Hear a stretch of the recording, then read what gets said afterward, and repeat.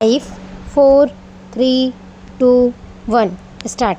सभापति महोदय, कुछ वर्ष पहले से लेकर आज तक जो कुछ भी हमारी इस सरकार ने किया है उसका यदि सही लेखा लिया जाए तो स्पष्ट होगा कि उसका लाभ समाज के गरीब वर्ग को मिला है।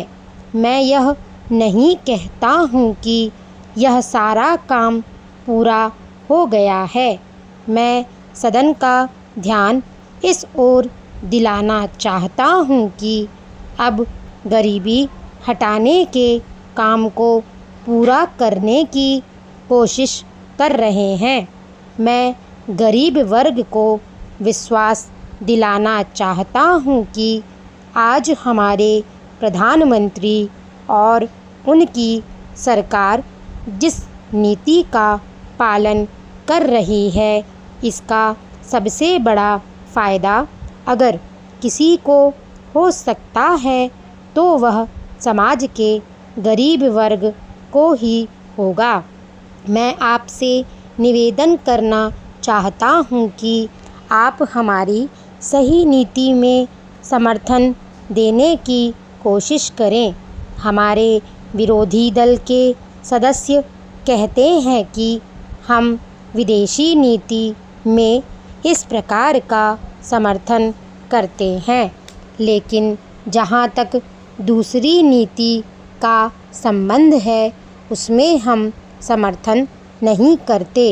हमारे समाज में और हमारे इस देश में सोचने का तरीका इस तरह का नहीं होना चाहिए। एक जगह तो आप समर्थन करते हैं और दूसरी ओर बड़ा ही जोरदार विरोध करते हैं। मैं आपको धन्यवाद देना चाहता हूँ कि जहाँ तक विदेशी नीति का सवाल है उसमें आप समर्थन देते हैं। मैं यह पूछना चाहता हूँ कि जहाँ तक दूसरी नीति का सवाल है क्या आप देश की एकता बनाए रखने के लिए हमारी सरकार का समर्थन देने के लिए तैयार नहीं हैं? आज इस देश में फिर से लड़ाई झगड़े होने शुरू हो गए हैं। आप इस मोर्चे पर हमारा समर्थन करने के लिए तैयार नहीं हैं। मैं यह कहना चाहता हूँ कि इन प्रश्नों पर आप अच्छी तरह से सोचें। आप विरोधी दल से ऊपर उठकर भी अपनी जिम्मेदारी भारत के लोगों के प्रति पूरा करने की कोशिश करें।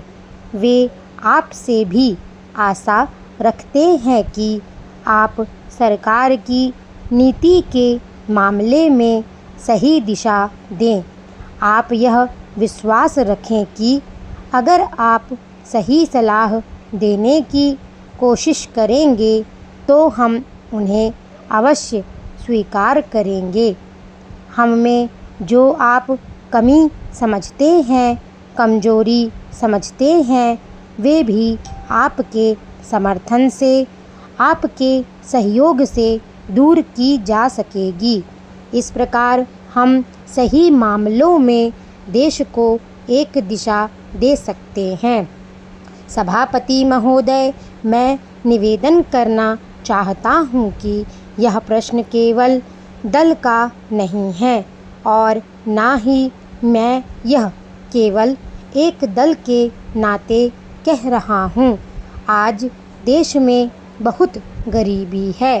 उन गरीब इंसानों के दृष्टिकोण से हमको और आपको सोचना है और उनके लिए कोशिश करनी है।